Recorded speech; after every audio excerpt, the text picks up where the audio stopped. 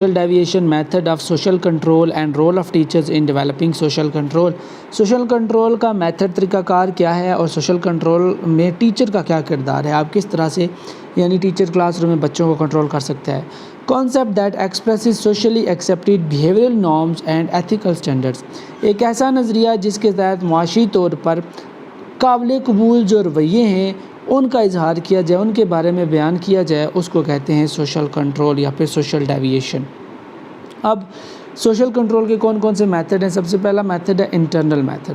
Internal method کا مطلب یہ ہے کہ معاشرے میں رہتے ہوئے جب آپ نے کچھ قوانین بنا لیے ہیں کہ جب بھی بندہ ان قوانین سے پرے ہٹے گا تو ایک خاص جج یا وکیل یا پھر قانون دان اس بندے کو قانون کے تحت ان جو لائنز ہے، بارڈر لائنز ہیں، ان بارڈر لائن کے اندر دوبارہ لے کر آئے گا. تو یہ طریقہ کار انٹرنل میتھڈ کہلاتا ہے. اب ایکسٹرنل میتھڈ کا مطلب یہ ہے کہ اگر کوئی بندہ قانون کی خلاف ورزی کر رہا ہے تو اب کوئی قانونی ادارہ نہیں بلکہ معاشرے کا کوئی بھی بندہ یا پھر کوئی بھی سربراہ جو ہے وہ اس خاص بندے کو کہے گا کہ آپ غلط کر رہے ہیں، اس لیے آپ دوبارہ اپنے صحیح رستوں پر آ جائیں، تو وہ واپس لے آئے گا، تو اس کو کہیں گے ایکسٹرنل میتھڈ. انفارمل میتھڈ اور فارمل میتھڈ کا نقطہ سمجھیے. انفارمل میتھڈ میں کوئی بھی بندہ جو ہے نا وہ کسی غلط کام کرنے والے بندے کو کہہ سکتا ہے کہ آپ یہ کام غلط کر رہے ہو. اب انفارمل میں ایک ایسا بندہ ہوگا کہ جو بیسیکلی کسی معاشرے کا، کسی گاؤں کا بڑا سربراہ ہوگا، یعنی پنچایت وغیرہ کا سربراہ ہوگا، تو جس کی بات مانی جائے گی.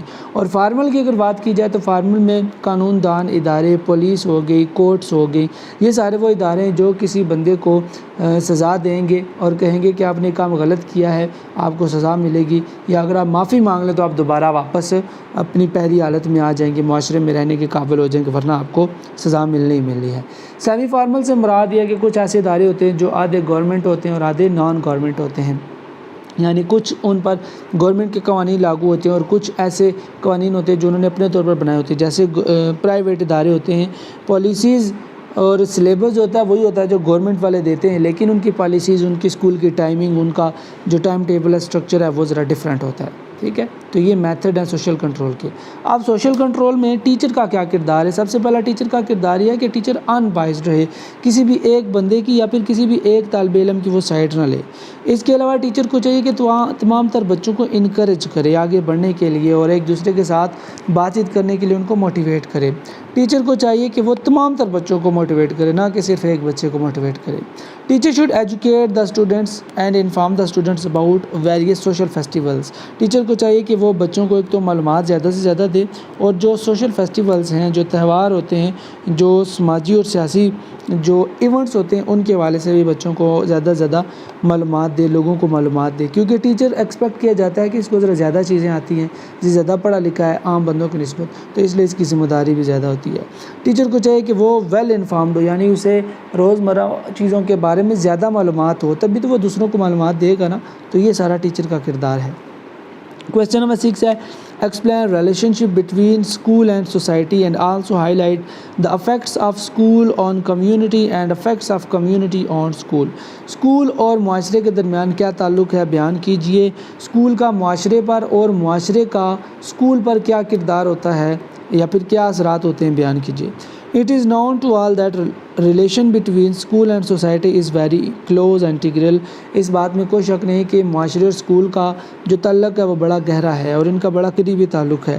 We cannot think of a school without a society and on the other hand a society without a school is quite absurd. کسی بھی معاشرے کے بغیر اسکول کا قیام ممکن نہیں ہے اور کسی بھی اسکول کے بغیر معاشرے کا قیام ممکن نہیں ہے. One without other does not carry any sense. دونوں ایک دوسرے کے بغیر بے معنی ہیں، یہ ایک سکے کے دو رخ ہیں. Therefore the school should arrange its program in such a way that they strengthen the relationship between school and society.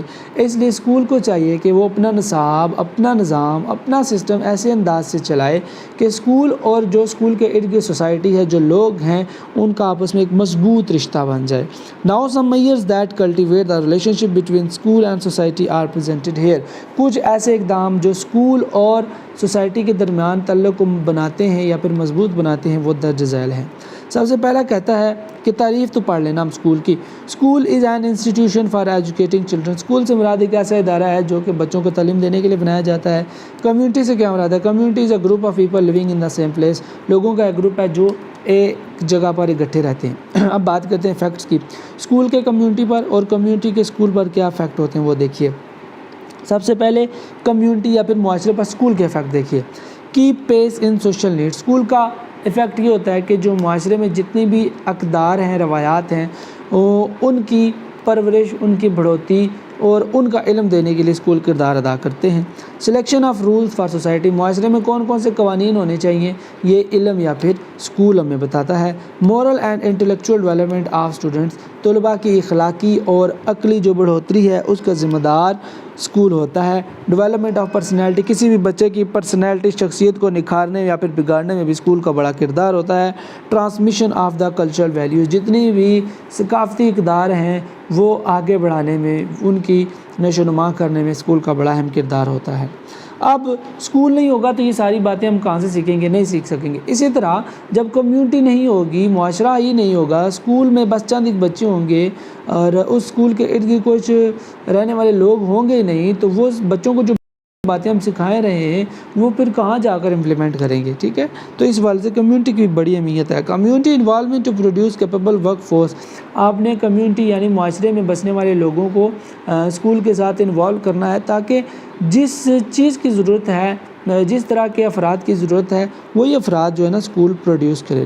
Community involvement for students well being, طلباء کے اچھے رویے کے لیے کمیونٹی کا بڑا کردار ہوتا ہے۔ یعنی اگر ایک طالب علم اچھا کام نہیں کر رہا اور اس کے گھر والے ٹیچر کے ساتھ تعاون نہیں کر رہے تو وہ بچہ مسلسل بگڑتا جائے گا، وہ ٹھیک نہیں ہوگا۔ Community involvement for building healthy communities, یعنی اگر آپ چاہتے ہیں کہ ایک معاشرہ یا ایک سے زیادہ معاشرے، یعنی ایک گروپ، ایک گراں یا پھر ایک سے زیادہ گراں بہتر انداز میں جو ہے نا اپنے بچوں کی پرورش کرے اور ان کا لوگوں کا آپس میں تعلق مضبوط سے مضبوط اور بہتر سے بہتر اور اچھے سے اچھا ہو، تو کمیونٹی کو اپنا کردار ادا کرنا پڑے گا۔ یعنی اگر ایک جگہ پر سکھ رہ رہے ہیں اور وہ سکھ چاہتے ہیں کہ مسلمان جو ہے نا ہمارے ساتھ ایک جگہ پر رہیں، ایک خاص قانون کے تحت اور اچھے طریقے سے قوانین کی پاسداری وغیرہ کریں، تو سکھوں کو چاہیے کہ جو مسلمانوں کی روایات ہیں پھر وہ ان کی قدر کریں، احترام کریں۔ ٹھیک ہے، تو تب جا کر کمیونٹی سے دوسری کمیونٹی متاثر ہوگی اور اچھے طریقے سے وہ ذمہ داری نبھا پائیں گے۔ کویسچن نمبر 7 ہے، explain role of school and teacher in Pakistani society, Pakistani معاشرے میں ٹیچر کا اور اسکول کا کیا کردار ہے بیان کیجیے۔ اب یہ جو ٹیچر کا کردار ہے وہی اسکول کا بھی کردار ہے۔ ٹھیک ہے، یہ جو 7 پوائنٹ ہے ٹیچر کے وہی اسکول کے بھی پوائنٹ ہے۔ ٹھیک ہے، تو یہ ذرا توجہ سے دیکھیے گا۔ اکانومی گروتھ، ٹیچر کا مقصد یہ ہوتا ہے کہ بچے کو اس قابل بنائے کہ بچہ بڑا ہو کر اپنی اکانومی کو گرو کر سکے، معاشی اعتبار سے اپنے والدین کی اور اپنی مدد کر سکے۔ اسکول کا مقصد یہ ہوتا ہے کہ جو ملک کی سرمایہ کاری ہے اس میں اضافہ کیا جائے۔ نمبر 2 ہے ڈسپلن، اسکول کا مقصد یہ ہوتا ہے کہ بچوں کو ڈسپلن سکھایا جائے، معاشرے میں ڈسپلن قائم ہو، قانون کی پاسداری ہو، اور جو ٹیچر کا کردار ہے وہ بھی یہی ہوتا ہے کہ کلاس روم میں بچوں کو قانون کا پاسدار بنایا جائے۔ ٹالرنس پیدا کیا جائے طالب علموں میں، معاشرے میں جب وہی بچے باہر چلے جائیں تو اسکول کا مقصد یہ ہوتا ہے کہ ان بچوں کو ڈسپلن یا پھر ٹالرنس آ جائے، برداشت آ جائے۔ سولوشن فار ڈومیسٹک پرابلم، عام روزمرہ زندگی میں جو آنے والے مسائل ہیں ان کا حل تلاش کرنا یا پھر حل تلاش کرانا ٹیچر کا اور اسکول کا مقصد ہوتا ہے۔ بچوں کی کمیونیکیشن سکلز کو بہتر کرانا یہ بھی اسکول کا اور ٹیچر کا مقصد ہے۔ آئیڈینٹی، بچے کو اپنی شناخت کرانا، آپ کون ہیں، کیوں ہیں، ٹھیک ہے، یہ بھی ٹیچر کا اور پھر اسکول کا کردار ہے، اسکول کی ذمہ داری ہے۔ اور بچے کی کوالٹی آف لائف کو جو بہتر بنانا یہ بھی کس کی ذمہ داری ہے؟ ٹیچر کی اور اسکول کی۔ تو کویسچن 7 ختم ہوا۔ کویسچن 8 ہے، what are characteristics of effective teaching, effective مؤثر تدریسی نظام کیا ہے، مؤثر ٹیچر کون ہے، اور کمیونیکیشن یعنی بات چیت، مواصلات کا کیا کردار ہے ٹیچنگ کو مؤثر بنانے میں۔ اب افیکٹو ٹیچنگ کی جو خصوصیات ہیں، مؤثر تدریسی نظام کی جو خصوصیات ہیں، سب سے پہلی ہے سینس آف ہیومر ہونا چاہیے۔ جب یعنی بچہ پڑھ رہا ہو تو وہ ایسا نہ فیل کرے کہ بس وہ بور ہو رہا ہے، ایکٹیویٹیز کرائیں، ٹھیک ہے، کچھ پزلز کرائیں تاکہ بچہ بور نہ ہو اور ہیومر، مزہ، شغل میں سیکھ جائے۔ پازیٹیو ایٹیٹیوڈ ہونا چاہیے، ٹیچر کو چاہیے کہ وہ گواروں کی طرح بیہیو نہ کرے، یعنی کیونکہ جدید دور ہے تو اس میں ایکٹیویٹیز ضروری ہیں، جدید دور ہے اس میں مار بالکل نہیں ہے اور پیار ہی پیار ہے، لاڈ ہے، تو برداشت زیادہ ہونی چاہیے، مثبت رویہ ہونا چاہیے۔ اگر بچے شرارتیں بھی کریں تو آپ نے تھوڑا بہت برداشت کرنے کی کوشش کرنی ہے۔ ہائی ایکسپیکٹیشنز، اب ٹیچر سے بہت زیادہ توقعات ہوتی ہیں، اسی طرح بچے کو بھی چاہیے کہ جب ٹیچر ان سے توقعات رکھے تو وہ توقعات بچہ پوری کرے۔ کنسسٹنسی ہونی چاہیے، یعنی بچہ ریگولر اسکول آئے اور ٹیچر بھی ریگولر کلاسوں میں جائے اور پڑھائے۔ فیئرنیس ہونی چاہیے، ٹیچر کو چاہیے کہ وہ تمام بچوں کے ساتھ مساویانہ سلوک رکھے۔ فلیکسیبلٹی ہونی چاہیے، یعنی لازمی نہیں ہے کہ ہر بار بچہ غلطی کرے تو اس کو ڈنڈے سے پیٹا جائے، بلکہ کبھی کبھی پیار سے بیٹھ کر سمجھا بھی دینا چاہیے۔ اب کمیونیکیشن کا کیا کردار ہے، مواصلات کا کیا کردار ہے، مکالمے بات چیت کا کیا کردار ہے، وہ دیکھیے۔ Person to person communication. اب پہلے کمیونیکیشن کا مطلب ہوتا ہے امپارٹنگ اور ایکسچینجنگ آف انفارمیشن اور نیوز، معلومات یا پھر خبروں کا تبادلہ، یہ کمیونیکیشن کہلاتا ہے۔ اب یہ تبادلہ آپ ایک بچے سے مل کر face to face, person to person کر سکتے ہیں، یا پھر آپ ریٹن کمیونیکیشن کر سکتے ہیں۔ آپ بیٹھ کر کوسچن پیپر آپ بچوں کو دے سکتے ہیں اور کہہ سکتے ہیں ان کو فل کریں، مختلف طرح کے سوالات اس میں لکھ کر، تو یہ بھی کمیونیکیشن کا ایک ذریعہ ہے۔ کویسچن نمبر 9 دیکھیے، سب سے امپورٹنٹ کویسچن ہے کہ موٹیویشن کیا ہے، تحریک کیا ہے، اسٹوڈنٹ موٹیویشن کیا ہے، اسٹوڈنٹ کو جو موٹیویشن ملتی ہے اس کو تفصیل سے ساتھ بیان کیجیے۔ یہ میں ذرا آپ کو ایسے ہی بیان کر دیتا ہوں، آسان کویسچن ہے۔ جو موٹیویشن لفظ ہے یہ لاطینی زبان کے لفظ موور سے نکلا ہے، جس کا مطلب ہے موو کرنا، حرکت کرنا۔ اب تعلیمی میدان میں وہ کون کون سی چیزیں ہیں جو بچے کو موو کراتی ہیں، موٹیویشن دیتی ہیں، آگے بڑھنے کا جذبہ میں پیدا کرتی ہیں، یہ ہم نے بیان کرنی ہے، ٹھیک ہے۔ اب موٹیویشن کی 2 ٹائپ ہیں، ایک ہے ایکسٹرنزک موٹیویشن اور ایک ہے انٹرنزک موٹیویشن۔ ایکسٹرنزک موٹیویشن کا مطلب یہ ہے کہ بچہ اپنے ارد گرد ماحول کو دیکھتا ہے، یعنی ایک بچے کو ٹیچر نے اچھے نمبر لینے پر سٹار دیا ہے تو دوسرے بچے کے دل میں یہ خواہش پیدا ہو کہ مجھے بھی یہ سٹار ملے، تو باہر سے چیزوں کو دیکھ کر بچے کے اندر جو جذبہ پیدا ہوا ہے آگے بڑھنے کا، کام کرنے کا، یہ ایکسٹرنزک موٹیویشن کہلاتی ہے۔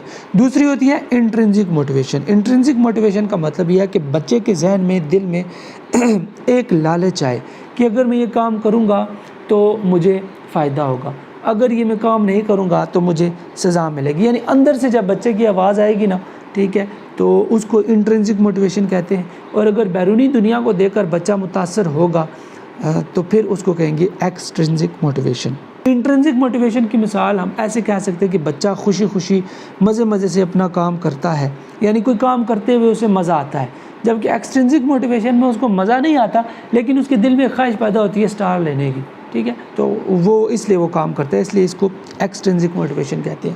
اب ایک پازیٹیو موٹیویشن ہوتی ہے، یعنی وہ موٹیویشن جو آپ کو مثبت کام کرنے کے لیے تحریک دیتی ہے، جذبہ پیدا کرتی ہے آپ کے اندر، وہ پازیٹیو موٹیویشن۔ اور وہ کام جو آپ کو منفی کاموں کی طرف، وہ موٹیویشن جو آپ کو منفی کاموں کی طرف لے جائے، اس کو نیگیٹو موٹیویشن کہتے ہیں۔ تھیریز آف موٹیویشن کی بات کریں تو موٹیویشن کی تھیری میں بیہیویئرل اپروچ ہے، یعنی کہتے ہیں کہ جو بچہ اپنے ارد گرد چیزوں کو دیکھتا ہے، دیکھ کر اپنی زندگی میں ان چیزوں کو اپلائی کرتا ہے، تو ان کو کہتے ہیں بیہیویئرل اپروچ۔ فار ایگزامپل، جب ایک بچے کو تعریف کی جاتی ہے، اس کو شاباش دی جاتی ہے، تو یہ رویہ دیکھ کر ایک دوسرے بچے کے دل میں خیال آتا ہے کہ یار مجھے بھی تعریف ملے، میری بھی شاباشی ملے، تو پھر جب بچہ وہ کام کرتا ہے تو اس کو بیہیویئرل اپروچ کہتے ہیں۔ ایک بچے نے کام نہیں کیا، اس کو ٹیچر نے تھپڑ مارا ہے، تو دوسرا بچہ دیکھ رہا ہے، اب اس کے اندر یہ ڈر پیدا ہوا ہے کہ اگر میں نے کام نہیں کیا تو ٹیچر کا یہی بیہیویئر ہوگا، اس کو بچے کو مار پڑی تو مجھے بھی مار پڑے گی، تو بچہ اب وہ غلط کام کرنا چھوڑ دے گا، وہ صحیح کام کرے گا، سبق یاد کرے گا، تو یہ بیہیویئرل اپروچ ہے۔ دوسری اپروچ ہے ہیومنسٹک اپروچ۔ اس میں کہتے ہیں کہ دو طرح کی اپروچز ہیں۔ اس میں بیسک اس بات پر زور دیا جاتا ہے کہ سب سے پہلا بندہ اپنی جو بنیادی ضروریات ہیں، کھانے پینے کی، لباس کی، یہ ضروریات پوری کرتا ہے۔ یہ ضروریات پوری کرنے کے لیے بندے کے اندر جذبہ پیدا ہوتا ہے، تحریک پیدا ہوتی ہے کہ وہ ہاتھ پاؤں مارے کوئی کام کرے، جبکہ بیہیویئرل اپروچ میں ایسا نہیں ہوتا۔ وہ کہتے ہیں کہ جو چیز بچے کو دلچسپ لگے گی بچہ وہ کام کرے گا۔ ہیومنسٹک اپروچ میں جو چیز بچے کو دلچسپ لگے گی وہ کام نہیں کرے گا، بلکہ وہ سب سے پہلے اپنے کھانے پینے اور لباس کے حوالے سے جو ضروریات ہیں ان ضروریات کو پورا کرنے کے لیے کام کرے گا۔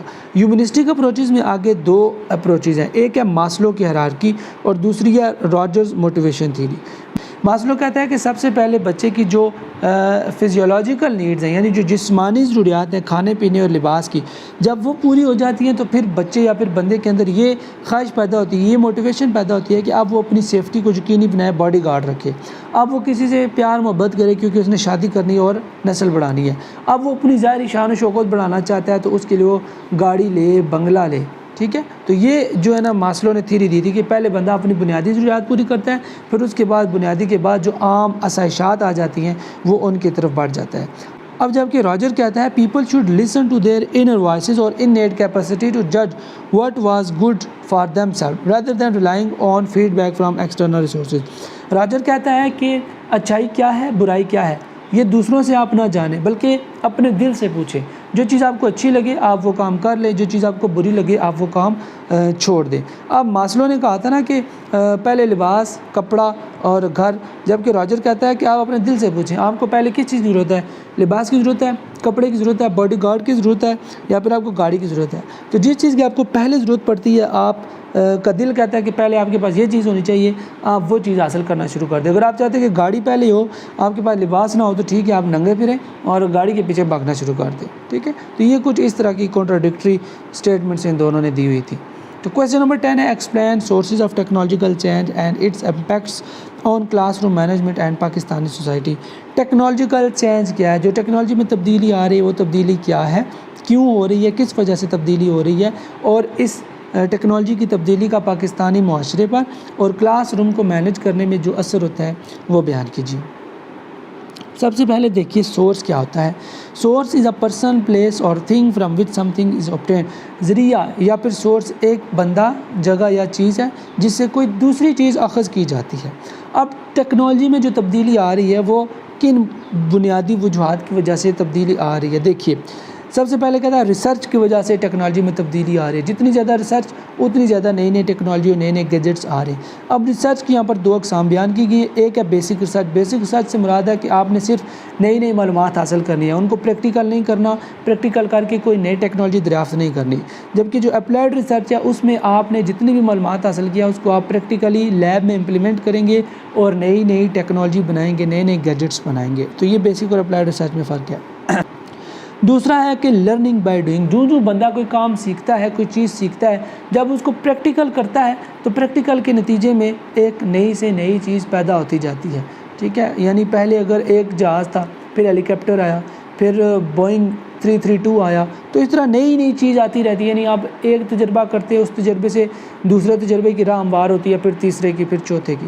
تو جب یہ نئے نئے تجربہ کرتے ہیں، لرننگ بائی ڈوئنگ کرتے ہیں، تو ٹیکنالوجی میں تبدیلی آتی ہے. اور تیسری جو سورس ہے ٹیکنالوجیکل چینج کا وہ ہے اسپل اوور. اسپل اوور کا مطلب ہوتا ہے کہ آپ نے معلومات کو ایک بندے سے دوسرے بندے تک منتقل کرنا. یعنی آپ تک جو بھی تک معلومات پہنچی ہیں جہاز بنانے کے حوالے سے، یہ اب ہم اگر 50 سال بعد جو نسل آئے گی، جب یہ معلومات ان کو جائے گی تو ظاہر سی بات ہے جو وہ نئی ٹیکنالوجی بنائیں گے، اپنا کچھ ذہن لگائیں گے، ہمارے والی ٹیکنالوجی پرانی ہو جائے گی.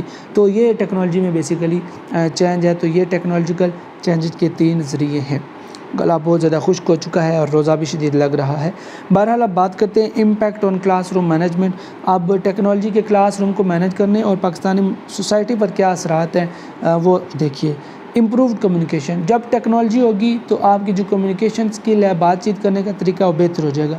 پروجیکٹر لگے ہوئے ہوں گے، کلاس روم میں لگے ہوں گے ٹیبلٹس وغیرہ، موبائلز وغیرہ، کمپیوٹر وغیرہ، تو آپ کو پڑھنے پڑھانے میں، بات چیت کرنے میں ذرا آسانی ہوگی. مائکرو فونس کے تھرو جب آپ بات چیت کریں گے آپ کو اونچا بولنے کی ضرورت نہیں پڑے گی، آپ مائکرو فون لگا لیں گے. ٹھیک ہے، مائک لگا لیں گے تو آواز دور تک جائے گی. Improved life style. اب سوسائٹی کی بات کی جائے یا کلاس روم کی بات کی جائے تو بچوں کا رہن سہن، اٹھنا بیٹھنا اور معاشرے کا رہن سہن، اٹھنا بیٹھنا بہتر ہو جاتا ہے ٹیکنالوجی کی وجہ سے.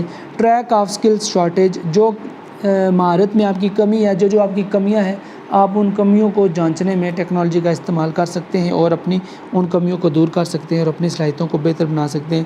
انڈسٹریلائزیشن یعنی صنعت کاری میں آپ ٹیکنالوجی کا استعمال کر کے پاکستانی معاشرے کو بہتر بنا سکتے ہیں. اور ٹیکنالوجی اینڈ وار. یہ جتنی بھی آج کل جنگیں چھڑ رہی ہیں یا جو جنگیں ہوئی ہیں ماضی میں، ٹیکنالوجی کی وجہ سے ہی ہوئی ہیں. بدبخت ہم نے ایٹم بنایا تو دنیا کو نقصان، ابھی ہم نے سوشل میڈیا گیجٹس بنا دیے تو ابھی بھی نقصان. ٹھیک ہے، اب یہ جو تیسری جنگ ہو رہی ہے یہ سوشل میڈیا کی جنگ ہے نا. تو جو جس طرح ہم چاہتے ہیں ویسے ہی ہو رہا ہے، کوئی بم پھینکنے کی ضرورت نہیں پڑتی، لوگوں کی ذہن سازی ہو رہی ہے. تو یہ ٹیکنالوجی کا بھی بڑا پاکستانی سوسائٹی پر اور پاکستانی کلاس رومز میں اور دنیا بھر میں اس کا اثر ہو رہا ہے. اور انوائرمنٹ پر بھی ٹیکنالوجی کا بہت گہرا اثر پڑ رہا ہے. اگر آپ پازیٹیو ٹیکنالوجی بنائیں گے، پازیٹیو وے میں ان کو استعمال کریں گے تو مثبت اثر، نیگیٹیو وے میں استعمال کریں گے تو نیگیٹیو اثر. یعنی آپ بندوق بنائیں گے تو نقصان. آپ اگر کوئی سائنٹیفک لیب بنا دیں گے جس کے تحت آپ کینسر کا علاج کر لیں، جس کے تحت آپ ایڈز وغیرہ یا بیماری وغیرہ کا علاج کر لیں، تو یہ ماحول پر اچھا خوشگوار اثر ہے. لیکن اگر آپ نگیٹو چیزیں بنائیں گے تو نگیٹو اثر ہوگا۔ تو اس طرح ہماری یہ بک